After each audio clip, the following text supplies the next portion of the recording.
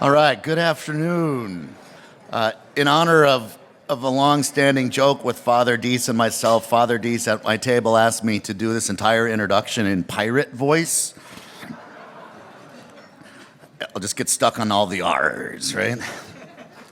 But my name is Don Weinkoff, as the picture says. I'm the Dean of the School of Engineering here at St. Thomas, and it's my pleasure to be with you today and to introduce our featured speaker.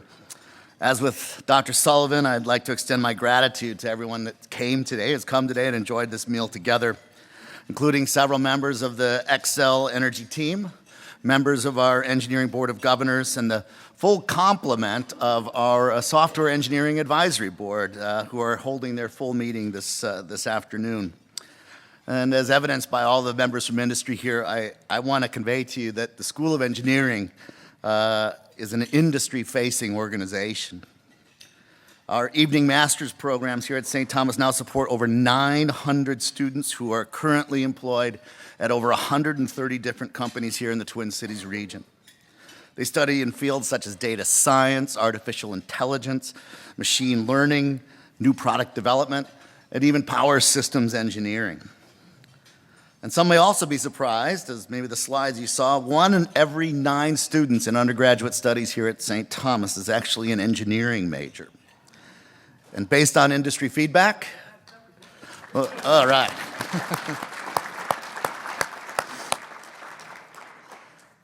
Based on industry feedback, we've just completed the successful launch of our civil engineering program with the first graduates who crossed the stage back in May. And through our engineering design clinic over the past 6 years, we've engaged our regional partners in nearly 600 design, prototype, and test projects. As to say, we are an industry-facing organization. And one shining example of that critical industry partnerships that we seek is that which we've built with Xcel Energy.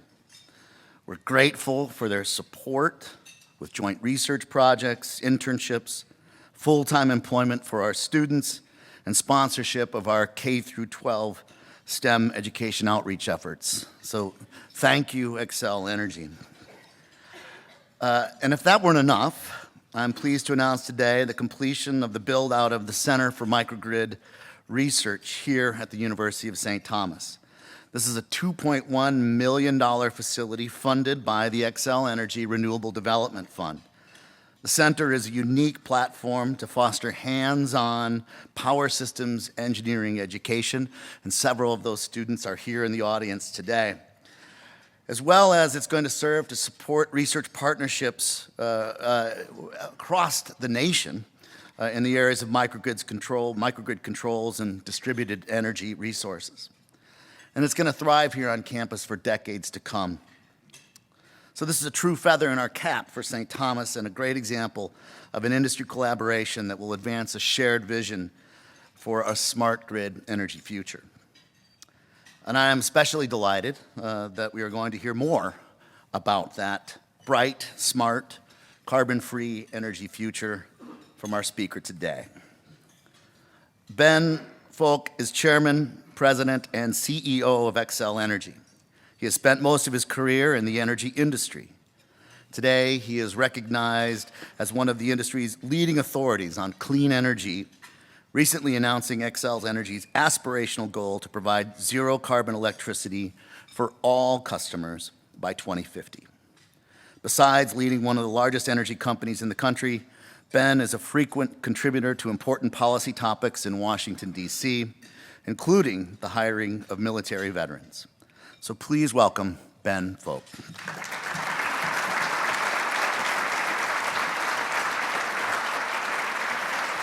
Thank you, appreciate that. Well, that concludes my speech. Now it's, Don, thanks for those kind remarks, and it's really great to be here, and we have a number of partnerships. We partner with you as the things you mentioned, and really looking forward to the microgrid tour later today, but also in things like our renewable programs and energy efficiency programs. So, but I think the most important thing that St. Thomas does is produce great students who become great employees. And it's not only just the skills they learn, and we really appreciate the engineering focus, but it's the values they learn. Because I always say, you can teach skills, it's a lot harder to teach values. So we have some alumni at the table, and they are great employees, but they do bleed purple, and they're still a little blue, not purple, about the loss to the Johnnies. So get them next year, and hopefully there's a game after that. Hopefully we work that out. So it's great to be here, and it's great to talk about the clean energy transition. Let me talk a little bit about Xcel Energy. We're not only in Minnesota, we're in 8 states combined. We serve about 3.5 million electric customers, 2 million gas customers. We have about 11,000 employees. Annually, we spend about $2.9 billion, and 70% of that works its way through the local community, so we're pretty proud of that. We're proud to give back too. Last year, we gave $11.5 million back to the community. And we do a lot of things, but there's really 3 things that we concentrate on. The first I'm going to talk about a lot today, and that's the clean energy transition. We want to lead it. We don't want to be led, and I think that's pretty important. Second thing is we really want to enhance, if not transform, the customer experience. We recognize that customers expect a new level of service, more choice, more of an Uber-like experience, and we're seeking to give that to our customers. And then finally, nothing works if you don't keep your energy affordable. So our third objective is to keep our bills low. So I said I would talk about the clean energy transition, and I will. This is not the first time I spoke to a St. Thomas crowd, though.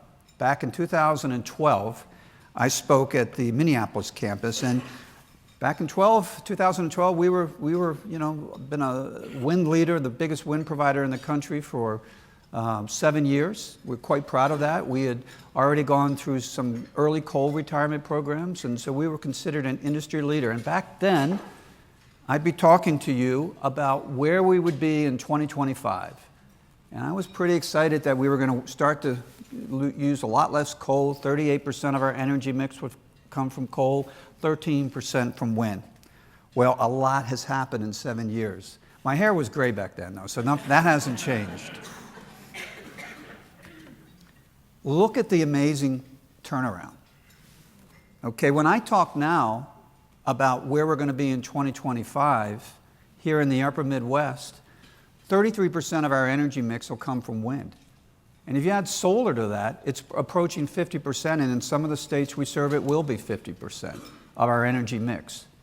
And you can see coal is only at 14%, and I'll talk about it later, but I'll give you a preview. By 2030, we won't have any coal in the system.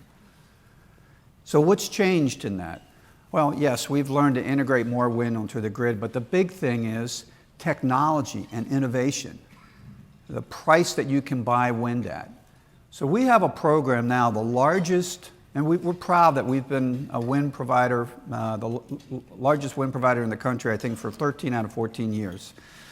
And we'll never let that leadership, we'll never lose another year like that to Mid-America and Berkshire. But that's a little competition. But one of the programs we have now is the largest wind expansion that we're completing in 2020 and wrapping up in 21. And that will allow us to increase to these renewable standards that you see. But the really neat thing about it is with technology, it's actually going to save customers money in addition to, of course, helping reduce carbon emissions. We call it Steel for Fuel, and that's double E, not EA. And it basically means the steel, in this case the wind farms, when you look at the levelized cost of that wind farm over the life of the project, it actually beats running our fossil fuel plants, the fuel that we use to run our fossil fuel plants. And that's despite natural gas being at all-time lows. So we're really proud of that. It puts us today on a path of 38% carbon reduction, but by 2025, a 60% carbon reduction. That makes us an industry leader. Let's sit back and relax, right? Nothing more we need to do. But as Don said, we did do something. We became the first utility in the country about this time last year to announce a carbon-free vision by 2050. But just as importantly, we announced an interim goal of an 80% carbon reduction by 2030. So we got a lot of mainly positive feedback, not all of it positive, as you can imagine. But I got a question continuously, why? Why now? And I think there's really three reasons. And the first is, I think we should. You know, if you look at what climate scientists are telling us, the picture's not getting rosier, it's getting worse. And while I know people can still debate the amount that perhaps man is having that impact on climate change, it's really hard for me to say, you can't say that it's not a risk at all. And sometimes, I've been around a little while, sometimes I think about the environmental crisis of the 80s. Does everybody remember when the ozone layer was really front and center? Well, the Reagan administration, to their credit, convinced the nation and then the world to take out an insurance policy. I can't do a Reagan imitation, but in case those scientists were right. You know, well, I can tell you today, we can take out that insurance policy, and it's not going to cost us very much at all. So we should do it, and we can do it. I'm a little slow on these slides. And that gets back to technology.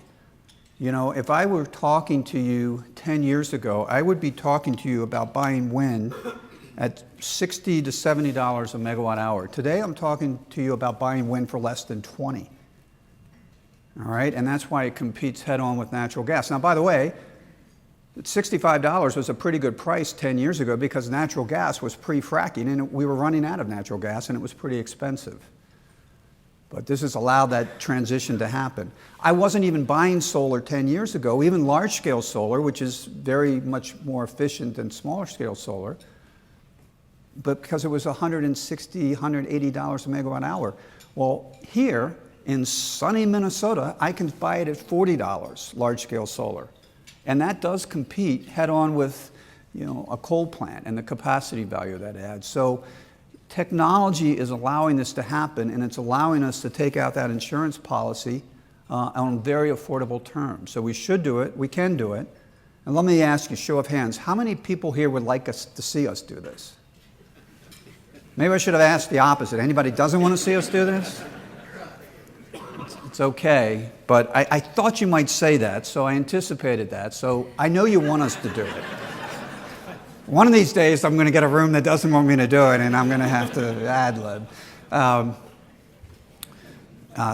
But I think it's really important, as you know, we've been serving our communities for over 100 years to align with our communities, our leaders, and all our various stakeholders. And by the way, you know, one of the important stakeholders that we have to align with as an investor-owned utility are the investment community.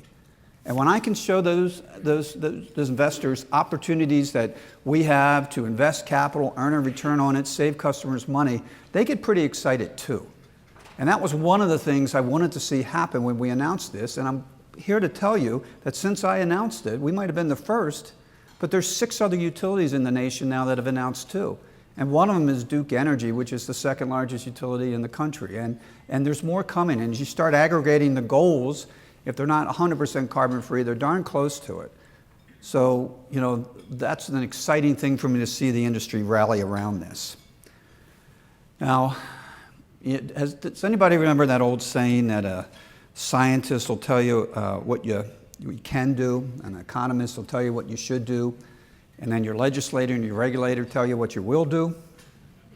Never heard that one? Well, we're painfully aware of that sometimes as a regulated utility, so we have to get all of that right, because public policy really matters. Because there's, in my opinion, this clean energy transition can happen, and it needs to happen with affordability and reliability in mind. If we make our product unaffordable, I think you're going to get some pushback, and we're not going to have the opportunities to electrify other sectors and other industrial sectors, and I'll talk about my favorite, transport, in a second. If our product becomes unreliable, game over. So public policy needs to keep that in mind. And one thing I will tell this group, that as much as I'm proud of our leadership, and we'll probably have 60 to 65% of our energy by 2030 coming from renewables, and we're proud to help communities, universities, individuals, businesses meet their renewable goals with a product we call Renewable Connect. We all connect to the big grid, right? And what we're trying to do here is something that's very sustainable. And the big grid, well, scientists, engineers will tell you, not just us, outsiders will tell you that it really can't absorb any more than 60 to 70% renewable energy. Then you hit a very steep cost and operational curve. All right, so to my mind, the goal is 100% carbon free, not necessarily 100% renewable. And that's even with batteries. Batteries are 4 hours, maybe up to 8 hours. Does anybody remember the polar vortex last year? Okay, I mean, these are the kinds of things that we have to plan for. So let's make it carbon free, with recognizing renewables will be a big ingredient on that, but we will need other things. The other thing that's important in our business is to recognize scale does matter. And there's a big difference between large-scale renewables and large-scale anything and smaller things. And that does not mean that we're not going to support things like small-scale solar and distributed resources. I think they'll have a big part on the grid. My ask of policymakers is, let's not make one person's choice be paid by others. Okay, and that's an important thing, because sometimes we set out policies when technologies are nascent, and as those technologies become prime time, we don't always go back and revisit those policies. So we don't want to see a lot of cost shifting between one customer to another. And then finally, we're going to need policymakers to really invest in R&D and more innovation. 2050 it's a little ways off, but if we don't get started now, we won't get there. So that's where I see the importance of public policy. And there's another famous individual in our industry, and of course that's Thomas Edison. And Thomas Edison said, vision without execution is nothing more than a hallucination. And I don't want to hallucinate here with you folks. So I want to show you how we're going to get this done in the Upper Midwest. Hit that important 80% carbon reduction goal by 2030. And you see it on the screen there. The first platform is energy efficiency. If we're efficient, we don't use energy, and then you're not obviously consuming carbon. That goes without saying. Second thing, and we talked about it, we're going to exit all coal by 2030. And I'll talk in a minute about what that means to employees and communities and how we have to take care of those folks and communities. We're going to add 5,000 megawatts of renewables. And that's what it's going to get us to this 60 to 65% renewable energy on our system. So everybody with me so far? Okay, now we start getting to some of the practical realities to get there. We're going to ask our commission, and we filed this, by the way, this plan in July of this year, and it'll probably take a good year, if not more, to vet it through all the processes. We're asking them to extend our nuclear plant at Monticello by 10 years. If not, Monticello retires in 2030, and we take 2 steps back before we can take a step forward. And just to put it in an even broader perspective, today nuclear energy accounts for about 20% of our nation's energy mix, but it's almost 60% of the carbon-free mix. And a lot of these plants are in trouble financially, not because they're not running well. In fact, our plants have never run better and never been more economic, and we're learning how to integrate renewables with those plants. It's because they're in markets where there is no value placed upon carbon-free. It's just the lowest price clears the market. And when you're sitting on top of very cheap natural gas, that tends to crowd out the nuclear plants. So we're going to need nuclear, and we're going to need it here in the Upper Midwest. Hopefully you're still with me. Here's where it gets even more controversial, but I will tell you, let's not make perfection be the enemy of great. All right? As we move away from coal, we're going to need to we're going to put as much battery storage as we can until it's not practical anymore, but we are going to need some natural gas. We're not going to use it that much, but I want to make sure when we have those polar vortexes, when we have extended periods of odd weather, that we have that dispatchable generation so we can keep the lights on and we can keep the grid healthy. There's a lot of engineering qualities that go with that. So that's our plan. That gets us to 80%, and it gets us to that 80% reduction while keeping bills at the pace or lower of CPI. And that includes the investments we need to make in the grid to just keep it healthy on a day-to-day basis. So we're pretty excited about that. But our overall goal, of course, is to get to 100% carbon-free. And while I know how to get to 80%, we're going to need those new technologies to get that last 20% out. I'm very optimistic this goal will be achieved, though, because look at the pace of technology in just the last 10 years. If we focus on it, we can make this happen. Again, it takes policy support, and I think we'll get it with your support. And it's not like there aren't any technologies out there that don't have any promise. I think we need to be technology agnostic and let the technology speak for themselves. But I'm a big fan of the next generation of nuclear energy. It has passive safety features to it. It's modular in that it's designed in a factory. So when you're sitting in my chair as CEO, you're not betting the whole company on projects that can get very expensive. But maybe that's not the answer. Some people are particularly excited about the next generation of carbon capture and sequestration. It hasn't worked very good on the pre-combustion side of the shop, but there's some real promises on the post-combustion side of the shop, and we've seen some natural gas plants that can sequester carbon. Maybe there's some breakthroughs in long-term storage. It's a little further out, but I've seen some studies where molten salt and things like that could offer up to 12 hours of battery storage. And then finally, the last thing I'll talk about, and I'm sure there's a fifth and a sixth, but the thing that I would have probably laughed at 10 years ago was hydrogen. Today hydrogen's made out of natural gas, but you can use electrolysis and renewable energy or steam from our nuclear plants to create hydrogen, and it's carbon-free, so it's a renewable gas. So maybe those gas plants that I'm talking about today won't run on natural gas in 2050. They'll run on hydrogen or some other renewable gas. So there's a lot of things out there, and there's a lot of promise, and I would be remiss if I didn't talk, as Don mentioned, the microgrid project. This is a great partnership again with St. Thomas. We're excited about it. I'm going to tour it after our meeting here today. And this really is where you take renewable and storage, and I think there is some fossil backup too, and really figure out how you integrate with the grid and how you can disconnect from the grid. And I recognize that even though we're 99.9% reliable, sometimes you need 99.9999% reliability. And that's where a microgrid comes in. Microgrids are going to be more expensive than the grid itself. But the other thing I'm really interested in microgrids is helping to perhaps address the risk of physical or cyber attacks, where you can have that community enclave where if something terrible goes wrong, we at least have a place to go. Because this society depends on electricity, and I feel it and that responsibility, I can tell you, every single day. All right, so much for that happy talk.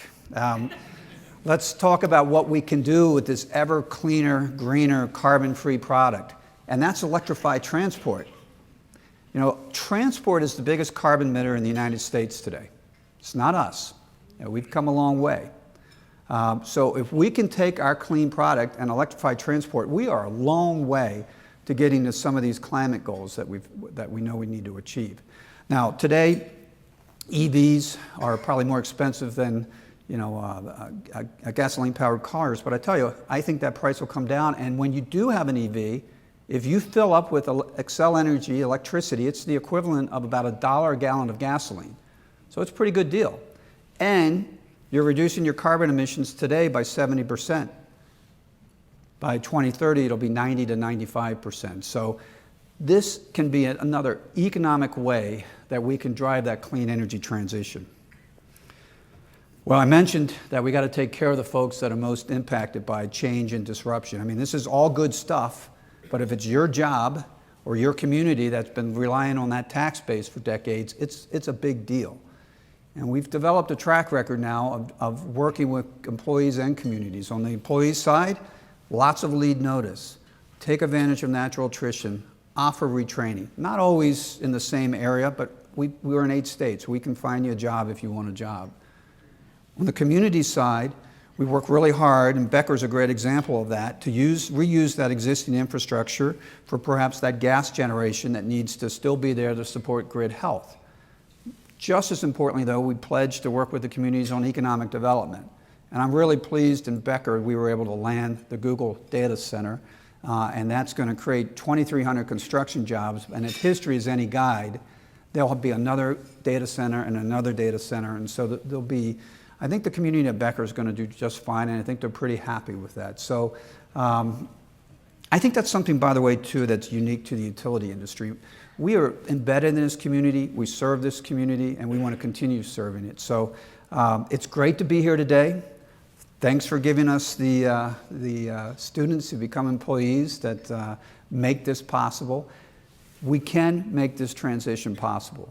Right public policy, taking advantage of technology innovation. We can do it with affordability and reliability in mind, and we can make a difference. So happy to talk about this and happy to answer any of your questions. Thank you.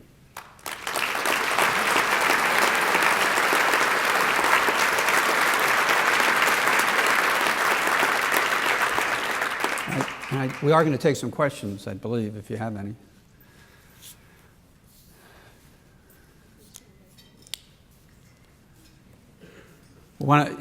Oh, here we go. Nothing appears to happen in a vacuum, so I presume there is opposition to what you are proposing. What would be your opponent's best argument against what you're doing, and how would you respond to it? Yeah, I do get some opposition, that it's expensive and it's not necessary. And even if you just avoid the climate change thing, you know, the wind doesn't, you know, blow all the time, the sun doesn't shine all the time, and I get that. And the reality is renewable energy was far more expensive, you know, 15 years ago, but it's not anymore. So we want as much of it as we possibly can get. And I always say, let's sit down and I'll show you on a spreadsheet. And, you know, some people, you sway some people with that, and you don't sway others. And one of the things that I think is really important when we look at legislation, if you want to get bipartisan support, the fact that you're talking about carbon-free and not 100% renewables, that makes a big difference. And we're starting to see that in Washington, D.C., by the way. And if, you know, what I would propose in any state-run legislation is you put cost guide rails around it. You know, and we've done that in other states, and it's worked really well. Then people go, okay, I don't believe it can work, but I got this cost guide rail, so okay. And that's helped. You know, and so the point that I try, and then there's, you know, quite frankly, there's folks from the other side that think you can do all this tomorrow. And that's not true either. So I think just getting out there, speaking with the facts, we start to pull people towards the middle. And despite the gridlock in Washington, I think we're going to see some things either in a Republican or Democratic administration in the next couple of years. It's a great question. Thank you. Ben, excellent presentation. Thank you for coming today. We appreciate it. Two questions. One is, how come when we drive by wind farms, I'll see 2 or 3 turbines going around and all the others are stationary? I know everybody knows what I'm talking about. You drive by these wind farms, like, why aren't they all going? Why just 1 or 2? And then the other one, what level of responsibility out in California does Pacific Gas and Electric have for the fires, and how much does the policies of public policy have to bear responsibility for what's going on out in California? So, you know, I don't have those plants, those wind turbines that aren't spinning, they could be that they're in a maintenance mode or something like that.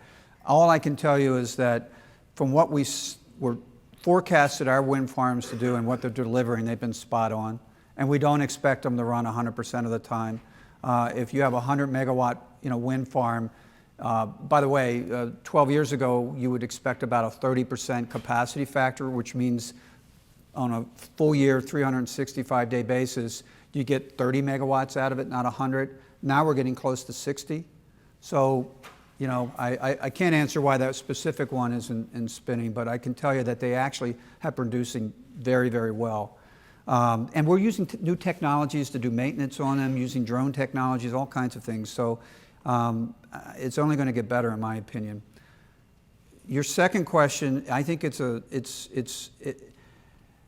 not going to knock one of my peer companies, but I mean, one of the things that we've been keenly focused on when we post NRG back in the early 2000s is running utilities and never getting distracted, and the blocking and tackling that goes into that. In California, they have a different set of laws, as you might imagine. And if it's a strict liability law, and I'll play lawyer for a second, as opposed to a gross negligence standard that you have here in Minnesota, which means in California, if you did everything right, but your lines caused the fire because a tree hit it or something like that, you are responsible. And they also combine that with something called inverse condemnation, where you're required to reimburse the property owners for any loss of property or life. That's a lot different than a gross negligence standard where somebody would have to prove that you went out of your way not to do your job. They also are, one of the things proactively we were able to do in Colorado, for example, where pine beetle kills really bad, is we were able to work with our legislators and get laws passed so we could get access to lands outside of our easement and clear out some of that pine beetle. And then recently, despite Washington gridlock, with the Farm Bill, we were able to tack on the ability for us to enter forest land, national forest lands beyond our easement to clear trees. And that's a big deal, because everybody says they're not clearing trees. I can tell you, it's not easy to clear trees in California. And there's a lot of them in Northern California. So it's a really, really tough situation. And we're all learning from that. I mean, I don't have strict liability laws, but I do not want my lines not to be maintained absolutely as well as they can, and we're putting a lot of money into that. So I think it's really a combination of the amount of trees that are in Northern California, Santa Ana winds, drought conditions. Maybe they could have done a better job maintaining, but the state policies make it pretty tough for them to maintain those lines as well. That's just my opinion.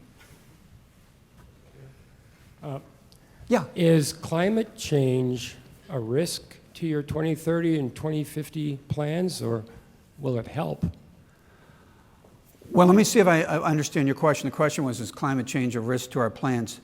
I think what we have to start thinking about is this severe weather that we're having. Do we need to make our grid even more resilient, more hardened?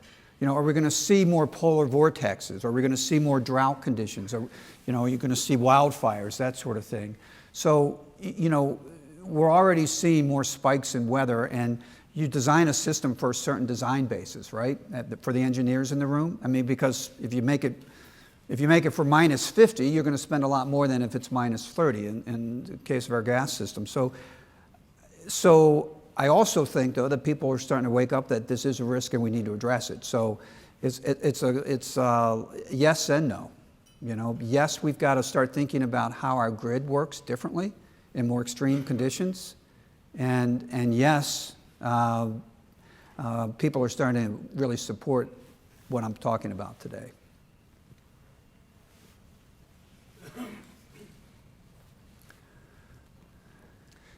Thanks for talking, Bob. And you mentioned earlier that you don't want to pick favorites when it comes to future technologies.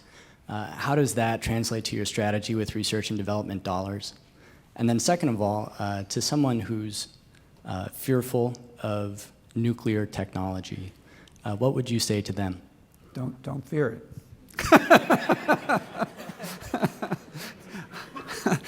Can I let me first of all talk about the R&D and come back to the nuclear.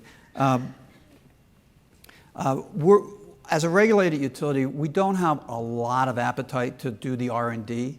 So what we've done as an industry is partner with an industry organization called EPRI.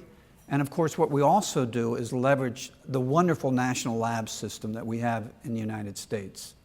So I think the real issue is, they call it the valley of death when you're getting it from the lab to commercial operation, because that's when you got technologies that aren't quite ready for prime time. And it's kind of like what we're doing here, with St. Thomas. We have a little bit of money for that.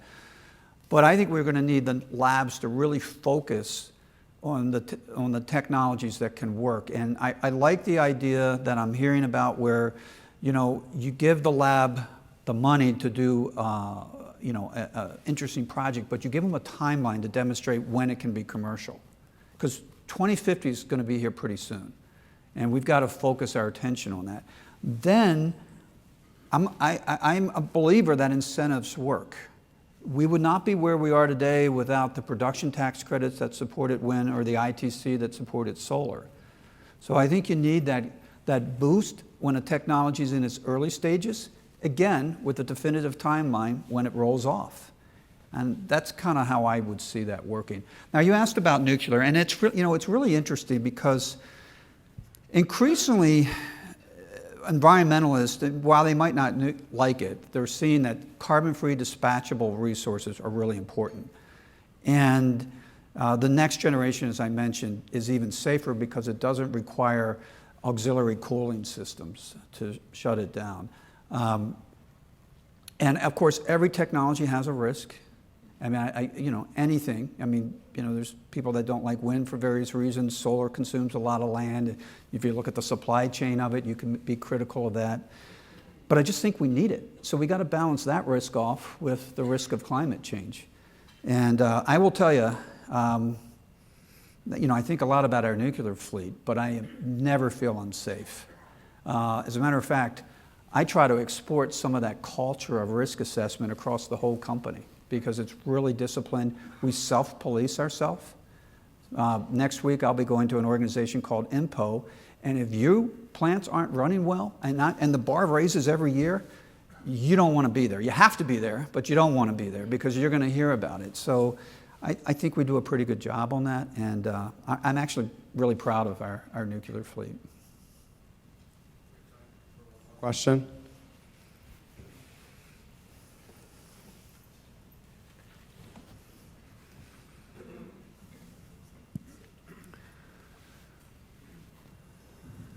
So you had mentioned challenges with nuclear energy prices being high compared to things like natural gas when that's sometimes treated as nearly a waste product.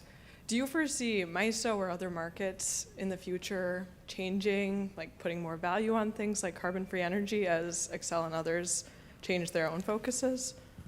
She said MISO, so I know this is somebody that knows the energy industry. MISO, for people that maybe aren't as familiar, is a regional transmission organization, and it's here in the upper Midwest. We operate in SPP, which is in the Southwest, and then there's many others, including PGM in the East Coast.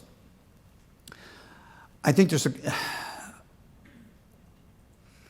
going to be difficult for them to assign a value to it, which is why I'm really grateful that we are in a state-regulated process where we can convince our regulators and our stakeholders that you should value it. You can have a value of carbon.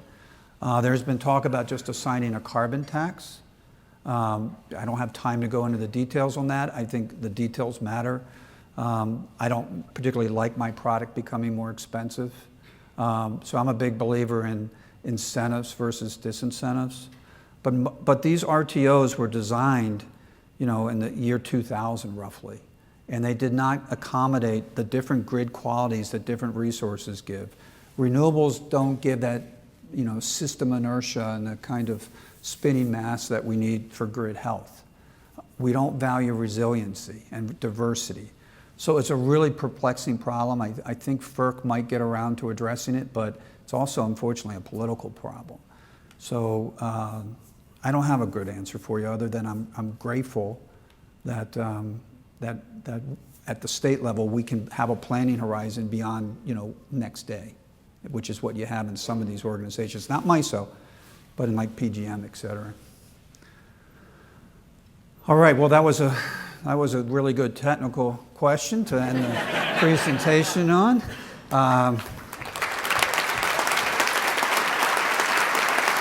Thank you, appreciate it.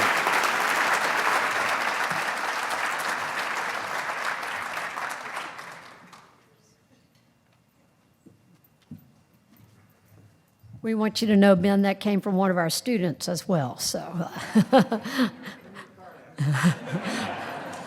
we're going to end on the hard one. No, Ben, in all seriousness, thank you for being with us today. Thank you for your extraordinary leadership. We are so grateful to have you here in our community, to have you leading Xcel Energy, to have you embracing the moral imperative of carbon neutrality. And we're walking with you. While we all have our work to do, we believe acting wisely, we can get there together. So thank you for what you're doing.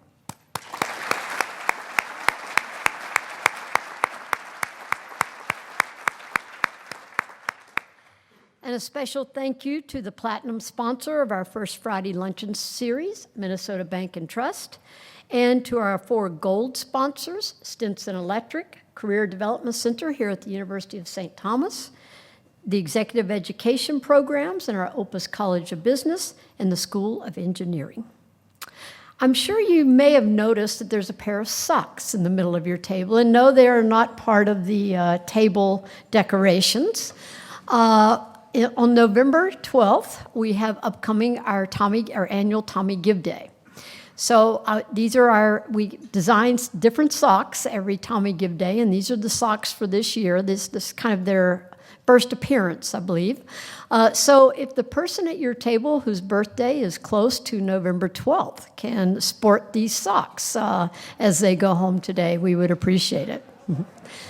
And one last thing before we leave, as you're trying to figure that out, we do have one more event on December 6th. Yeah.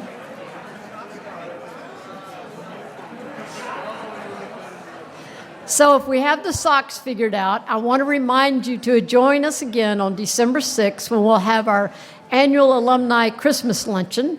And we will have the honor of the treat with our beloved Father John Malone as our speaker. And of course, our student musicians are always a highlight of the Christmas season. So I hope you'll be with us on December 6th. Have a great weekend. Thank you again for being here.